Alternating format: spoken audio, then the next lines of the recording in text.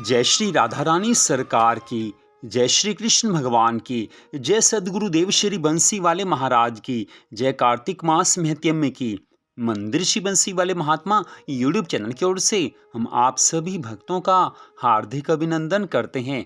कार्तिक मास का पावन समय चल रहा है। इस कार्तिक मास में भगवान के चरणों में जिसका मन लग गया, जिसने कार्तिक मास के प्रातः स्नान के नियम का पालन किया है, जिसने भगवान की कथा सुनी है और जिसने भगवान के मंगलमय नामों का जाप किया है, उस पर भगवान की अनंत कृपा हो जाती है। और इसी कार्तिक मास में कार्तिक मास महत्म्य की कथाओं को सुनना बहुत ज़्यादा शुभ कर्म कहा गया है।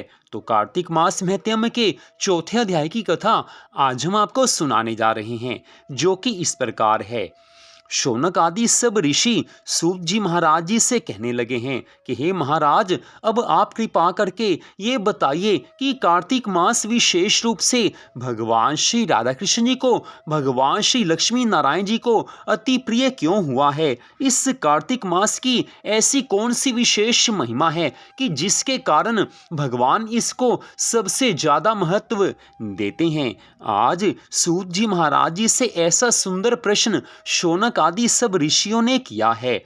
इसके पश्चात सूत जी महाराज कहने लगे हैं कि हे ऋषियों, तुम जो मुझसे प्रश्न कर रहे हो उसी को ब्रह्मापुत्र नारद जी ने जगत गुरु ब्रह्मा जी से इस प्रकार पूछा था कि हे पितामह, मासों में सबसे श्रेष्ठ मास, देवताओं में सर्वोत्तम देवता और तीर्थों में विशिष्ट तीर्थ कौन से हैं, ये आप बताने की कृपा कीजिए। ब्रह्मा जी बोले कि मासों में कार्तिक, देवताओं में भगवान विष्णु और तीर्थों में नारायण तीर्थ अर्थात बद्रिकाश्रम श्रेष्ठ है। ये तीनों कलयुग में अत्यंत दुर्लभ हैं। इतना कहकर ब्रह्मा जी ने भगवान श्री राधा कृष्ण जी का स्मरण किया है और पुनः नारद जी से कहने लगे हैं कि हे पुत्र, तुमने समस्त लोगों का उद्धार करने के लिए यह बहुत अच्छा प्रश्न किया है। मैं कार्तिक मास की महिमा को कहूँगा। कार्तिक मास भगवान विष्णु को सदा ही प्रिय है, भगवान श्री राधा कृष्ण जी को सदा ही प्रिय है।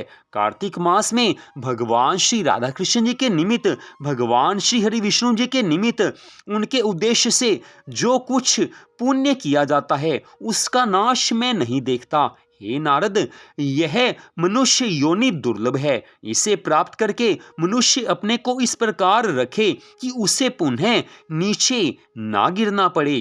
कार्तिक मास सब मासों में उत्तम है। यह पुण्यमय वस्तुओं में सबसे अधिक पुण्यतम और पावन पदार्थों में सबसे अधिक पावन है। इस महीने में 3300 देवता मनुष्य के सन्निकट हो जाते हैं और इसमें किए हुए स्नान, दान, भोजन, व्रत, तिल, धेनु, स्वर्ण, रजत, भूमि, वस्त्र आदि के दानों को विधि पूर्वक ग्रहण करते हैं। कार्तिक में जो कुछ दिया जाता है, जो भी तप किया जाता है, उसे सर्वशक्तिमान भगवान विष्णु ने अक्षय फल देने वाला बतलाया है।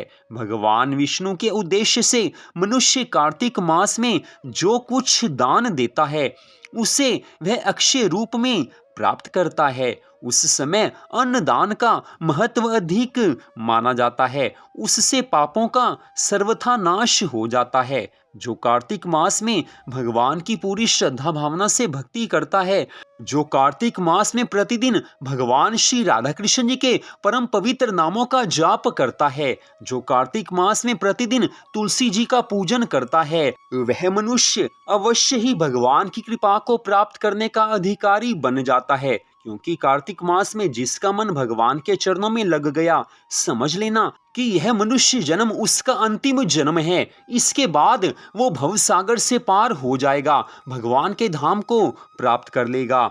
हे पुत्र नारद, कार्तिक मास के समान कोई मास नहीं है, सतयुग के समान कोई युग नहीं है, वेदों के समान कोई शास्त्र नहीं है और गंगा जी के समान दूसरा कोई तीर्थ नहीं है। इसी प्रकार अन्नदान के समान दूसरा कोई दान नहीं है। दान करने वाले पुरुषों के लिए न्याय द्वारा उपार्जित द्रव्य के दान का सुअवसर दुर्लभ है। उसका भी तीर्थ में दान किया जाना हो तो वो और भी दुर्लभ है। हे मुनि श्रेष्ठ, पाप से डरने वाले मनुष्य को कार्तिक मास में शालिग्राम शिला का पूजन और भगवान श्री कृष्ण जी का स्मरण अवश्य करना चाहिए। दान आदि करने में असमर्थ मनुष्य प्रतिदिन प्रसन्नता पूर्वक नियम से भगवान के नामों का जाप करे, स्मरण करे, क्योंकि कलयुग में ऐसे मनुष्य भी होंगे जिनके पास धन नहीं होगा। धन के अभाव में ऐसे मनुष्य दान तो नहीं कर पाएंगे, लेकिन आने वाले कलयुग में ऐसे मनुष्य अगर कार्तिक मास में भगवान के नामों का जाप भी करते हैं, प्रतिदिन प्रातः स्नान के नियम का पालन भी करते हैं, तो भी वो भगवान की कृपा के अधिकारी बन जाते हैं। भगवान की उन पर विशेष कृपा हो जाती है। कार्तिक मास में भगवान विष्णु की प्रसन्नता के लिए भगवान विष्णु के मंदिर में अथवा भगवान शिव के मंदिर में रात्रि में जागरण करें। भगवान शिव और विष्णु जी के मंदिर ना हो तो किसी भी देवता के मंदिर में जागरण करें। यदि दुर्गम वन में स्थित हो या विपत्ति में पड़ा हो तो पीपल के वृक्ष की जड़ में अथवा तुलसी जी के वनों में जागरण करें। भगवान विष्णु के समीप उन्हीं के नामों और लीला कथाओं का गायन करें। हे पुत्र नारद, यदि आपत्ति में पड़ा हुआ मनुष्य किसी समय अधिक जल ना पावे अथवा रोगी होने के कारण जल से स्नान नहीं कर सके तो भगवान के नाम से मार्जन मात्र कर ले। व्रत में स्थित हुआ पुरुष यदि उद्यापन की विधि करने में असमर्थ हो तो व्रत की समाप्ति के बाद उसकी पूर्णता के लिए केवल ब्राह्मणों को भोजन करवा दे। जो स्वयं दीप दान करने में असमर्थ हो वे दूसरे के बुझे हुए दीपक को जला दे अथवा हवा आदि से यत्न पूर्वक उसकी रक्षा करे। भगवान विष्णु की पूजा ना हो सकने पर तुलसी अथवा आंवले का भगवत बुद्धि से पूजन करे। मन ही मन भगवान विष्णु के नामों का सदा कीर्तन करता रहे।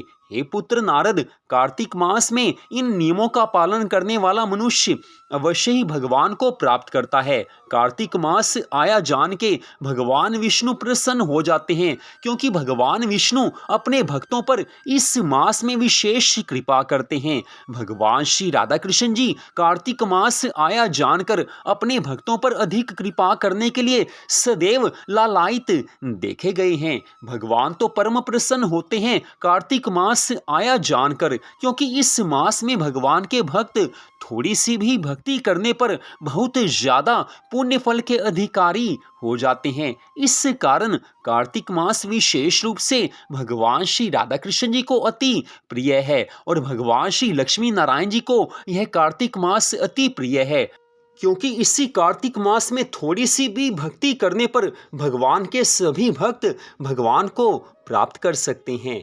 हे पुत्र नारद, कार्तिक मास की महिमा का ये थोड़ा सा वर्णन मैंने तुमसे किया है। इसकी पूरी महिमा का वर्णन करने में तो शेष, महेश और गणेश भी सर्वथा समर्थ नहीं हो सकते, क्योंकि कार्तिक मास की महिमा अनंत है।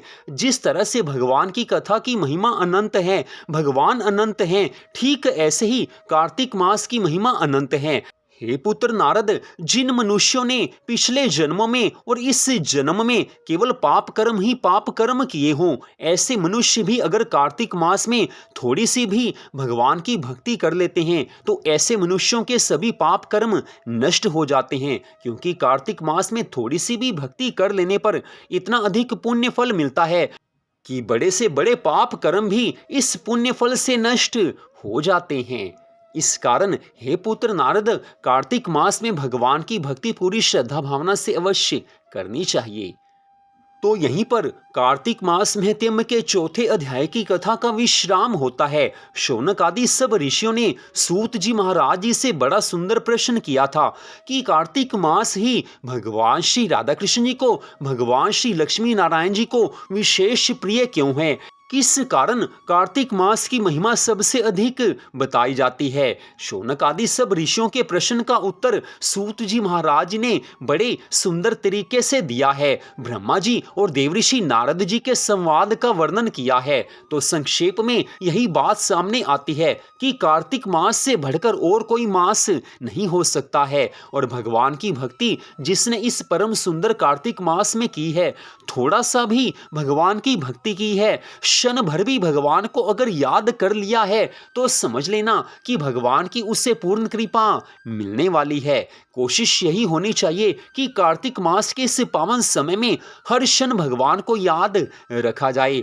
आप अपने घर में जो प्रतिदिन भगवान की भक्ति करते हैं उसमें सुबह सब नियमों का पालन करें, सायंकाल में भक्ति के सब नियमों का पालन करें। बाकी समय में संसारिक कार्य करते हुए अगर आप भगवान को याद रखेंगे तो भगवान की कृपा आपको अवश्य प्राप्त होगी ही होगी, क्योंकि कार्तिक मास में थोड़ी सी भी भक्ति करने पर भगवान सदा कृपा करते हैं। तो आज की इस कथा को आपने सुना, आप सबका हार्दिक धन्यवाद। भगवान श्री राधा कृष्ण जी की अनंत कृपा सदा आप सब पर, आपके परिवार पर बनी रहे, इसी मंगल कामना के साथ जय श्री राधा रानी सरकार की, जय श्री कृष्ण भगवान की, जय श्री लक्ष्मी नारायण जी भगवान की, जय सदगुरुदेव श्री बंसी वाले महाराज की, जय कार्तिक मास महत्म्य की।